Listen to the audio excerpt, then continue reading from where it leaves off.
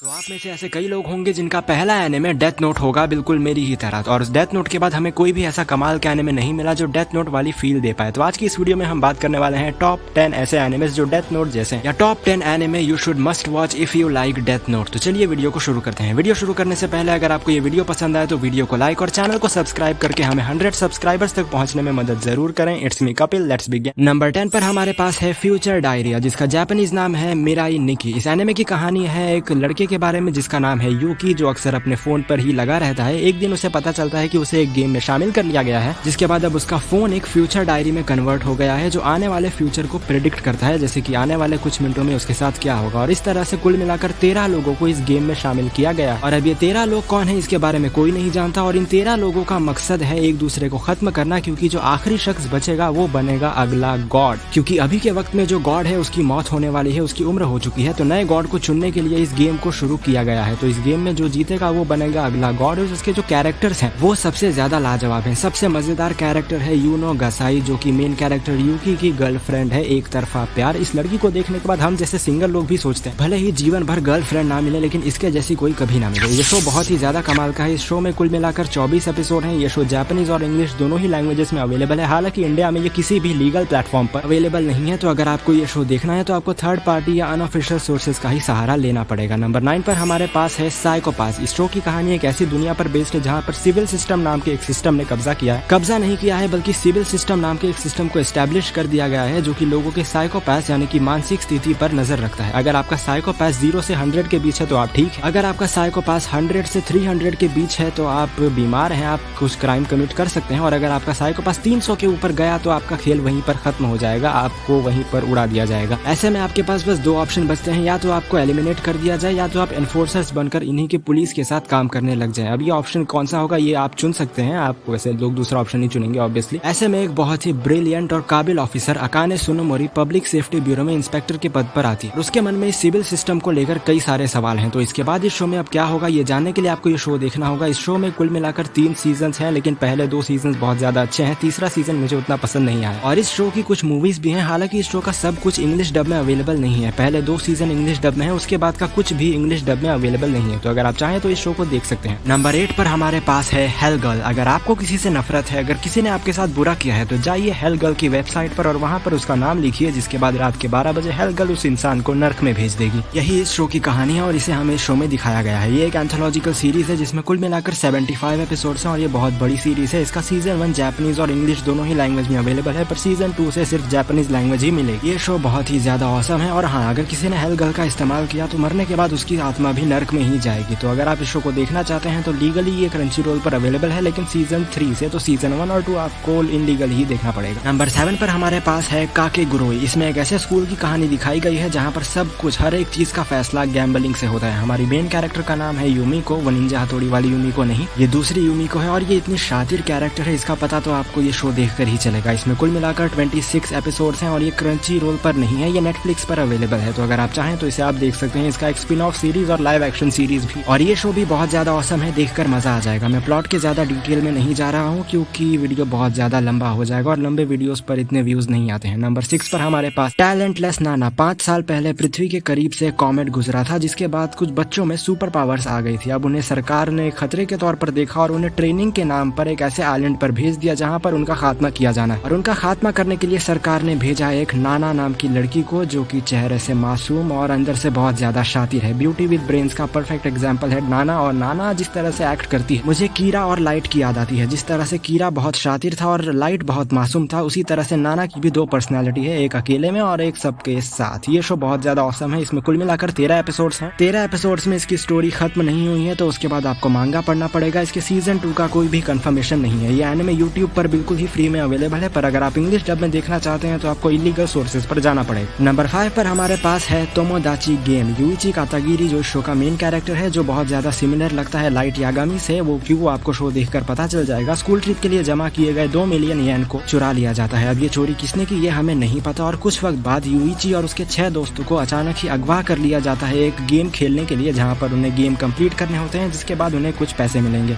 और इन 6 लोगों में से किसी एक पर 8 मिलियन येन का कर्ज है और इसी को उतारने के लिए उसने अपने दोस्तों को धोखा देकर इस गेम में शामिल कराया है। अब वो कौन है और उस पैसों को किसने चोरी किया, ये सभी चीजें जानने के लिए आपको ये एनिमे देखना देखना पड़ेगा। इस एनिमे में कुल मिलाकर 12 एपिसोड्स हैं और ये एनिमे हॉटस्टार पर अवेलेबल है, पर इसका इंग्लिश डब कहीं पर भी लीगली अवेलेबल नहीं है, तो आपको इलीगल सोर्सेज पर जाना पड़ेगा। और तो और इसकी भी सीजन 1 में कहानी खत्म नहीं की गई है, तो सीजन 2 इसका नहीं आया है, तो मांगा या लाइट नॉवल ही पढ़नी पड़ेगी सीजन 1 खत्म करने के बाद, जो मुझे यकीन है आप पढ़ ही लेंगे, क्योंकि सीजन 1 इतने इंटरेस्टिंग मौके पर खत्म होता है कि आपको मांगा पढ़नी ही पड़ेगी। नंबर 4 पर हमारे पास है क्लासरूम ऑफ द एलीट। एक ऐसे स्कूल की कहानी हमें इसमें दिखाई गई है जहाँ पर स्टूडेंट्स को 4 क्लासेस में डिवाइड किया गया है, क्लास ए से क्लास डी तक। क्लास ए को सबसे अच्छा ट्रीटमेंट दिया जाता है, जबकि क्लास डी के स्टूडेंट को बिल्कुल ही कचरा समझा जाता है। हमारा मेन कैरेक्टर आयानो कोजी जो कि क्लास डी में है और वो क्लास ए तक पहुंचना चाहता है, उसकी कहानी इस शो में हमें दिखाई गई है। और इस शो में बहुत सारे माइंड गेम्स हैं और हमारा मेन कैरेक्टर जितना शातिर है उसे देखकर तो लाइट यागामी की याद ना आए ऐसा हो ही नहीं सकता। इस शो में कुल मिलाकर 3 सीजन हैं और इसके सीजन 4 को भी रिन्यू कर दिया गया है और अब इसका सीजन 4 हमें शायद 2025 में देखने के लिए मिले। ये एक मस्ट वॉच शो है और ये यूट्यूब पर फ्री में अवेलेबल है, साथ ही क्रंची रोल और नेटफ्लिक्स पर भी ये आपको अवेलेबल होते हुए मिल जाएगा। नंबर 3 पर हमारे पास है डंगनरॉन्पा। तोमोदाची गेम जैसा ही ये शो है जहाँ पर 6 लोगों को अगवा कर लिया जाता है और उन सभी को एक गेम खेलने के लिए मजबूर किया जाता है। गेम में हारने पर आपकी जान भी जा सकती और जीतने पर आपको यहाँ से बाहर निकलने का मौका मिलेगा जहाँ पर आपको कैद करके रखा गया है। इस शो में कई सीजन आए हैं लेकिन इंग्लिश डब में इसका सीजन 1 ही अवेलेबल है और ये शो किसी भी लैंग्वेज में इंडिया में लीगली अवेलेबल नहीं है, तो पायरेसी जिंदाबाद। ये शो भी बहुत ज्यादा औसम है और मस्ट वॉच शो है और इसमें भी शातिरपना आपको कूट कूट कर भरा हुआ देखने को मिलेगा। नंबर 2 पर हमारे पास है कोड गियोस। इसकी कहानी ज्यादातर लोगों को तो पता ही होगी, ललूज बी ब्रिटानिया जो कि जापान में ब्रिटानिया के रूल से बहुत ज्यादा परेशान है और वो ब्रिटानियन साम्राज्य को खत्म करना चाहता है, लेकिन एक बच्चा भला ऐसा कैसे करेगा। ऐसा सिर्फ तब तक उसे लगता था जब तक उसे वो गियोस की पावर नहीं मिल गई थी, जहाँ से वो किसी के भी आंखों में देखकर अगर उसे कोई कमांड देगा तो वो उस आदमी को मानना ही पड़ेगा। पर ऐसा वो हर इंसान के साथ बस एक बार कर सकता है और ललूज इस एक पावर के दम पर पूरे ब्रिटानियन साम्राज्य को गिराने की कोशिश करता है। अब वो ऐसा कैसे करेगा ये जानने के लिए आपको ये शो देखना होगा। इस शो में कुल मिलाकर 52 एपिसोड्स हैं और ये शायद अब भी ऑन गोइंग है। इसका सीजन 1 आपको क्रंची रोल पर हिंदी में भी मिल जाएगा और इंग्लिश में तो ये है ही क्रंची रोल पर, तो अगर आप चाहें तो इस शो को भी ट्राई कर सकते हैं। इसकी कुछ मूवीज भी हैं। नंबर 1 पर हमारे पास है मॉन्स्टर। ये शो सबसे ज्यादा खतरनाक और मिस्ट्री से भरा हुआ है और इस शो का कैरेक्टर सबसे ज्यादा शातिर भी। दरअसल होता यह है कि एक डॉक्टर के पास एक दिन 2 पेशेंट आते हैं और वो डॉक्टर बस एक वक्त पर एक ही को बचा सकता है। एक है एक मिनिस्टर और दूसरा है योहान लीबर्ट नाम का एक बच्चा। डॉक्टर फैसला करता है कि वो बच्चे को बचाएगा, लेकिन ये शायद उसकी सबसे बड़ी गलती होती है क्योंकि वो बच्चा हॉस्पिटल से बचने के बाद भाग जाता है और उसके बाद वो ऐसे ऐसे क्राइम कमिट करता है जिसके बाद डॉक्टर ये अपनी जिम्मेदारी मानता है कि वो योहान लीबर्ट को ढूंढ कर मारे। पर वो ऐसा कैसे करेगा ये जानने के लिए आपको ये शो देखना होगा। और योहान लीबर्ट का जो कैरेक्टर है वो इतना शातिर है, मुझे लगता है सभी लोग इस बारे में जानते होंगे। इससे ज्यादा मैनिपुलेटिव कैरेक्टर मैंने आज तक नहीं देखा। उसने ऐसे ऐसे लोगों को मैनिपुलेट किया है, मतलब आप सोच भी नहीं सकते। इस शो में कुल मिलाकर 74 एपिसोड्स हैं और ये शो नेटफ्लिक्स पर जापानीज और इंग्लिश दोनों ही लैंग्वेजेस में अवेलेबल है और अगर आप चाहें तो इसका हिंदी डब नहीं देख सकते क्योंकि इसका हिंदी डब अनफॉर्चुनेटली अब तक नहीं हुआ है। तो आज की इस वीडियो को हम यहीं पर खत्म करते हैं। वीडियो पसंद आए तो वीडियो को लाइक और शेयर करें, चैनल को सब्सक्राइब करें। इंस्टाग्राम का लिंक आपको डिस्क्रिप्शन में मिल जाएगा, वहां से फॉलो करें। मैं वहां पर भी आपके सवालों के जवाब जरूर दूंगा। शुक्रिया।